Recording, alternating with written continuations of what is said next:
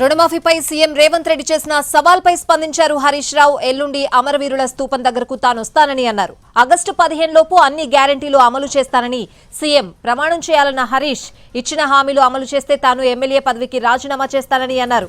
మీరు హామీలు అమలు చేయకపోతే సీఎం పదవికి రాజీనామా చేస్తారా అని ప్రశ్నించారు హరీష్. కాంగ్రెస్ పార్టీ ఈ ప్రభుత్వం 10,000 రూపాయలు బాకీ పడ్డది. బాకీ పడ్డ పెన్షన్దారులకు 10,000 ఇవ్వండి. 15 ఆగస్టులోగా 4,000 ఇచ్చే కార్యక్రమం ప్రారంభించండి. మహిళలకు బాకీ పడ్డ 10,000 ఇవ్వండి. నెల నెల 2,500 రూపాయలు ఇవ్వండి. ఎస్, నేను తప్పకుండా రాజీనామా చేస్తాను. నేను రెడీ.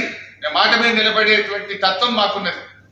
నేను రాష్ట్ర మంత్రి పదవికి రాజీనామా చేసిన, తెలంగాణ కోసం కేసీఆర్ నాయకత్వంలో 2 సార్లు ఎమ్మెల్యేకి రాజీనామా చేసిన. మాకు త్యాగాలు కొత్తగా.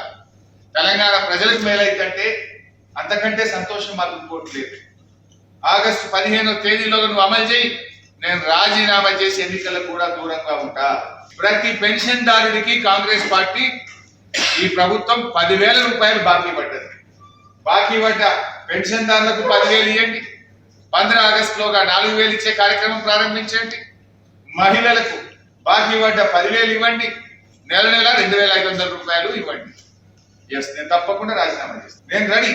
నేను మాట మీద నిలబడేటువంటి తత్వం మాకున్నది. నేను రాష్ట్ర మంత్రి పదవికి రాజీనామా చేసిన, తెలంగాణ కోసం కేసీఆర్ నాయకత్వంలో 2 సార్లు ఎమ్మెల్యేకి రాజీనామా చేసిన. మాకు త్యాగాలు కొత్తగా. తెలంగాణ ప్రజలు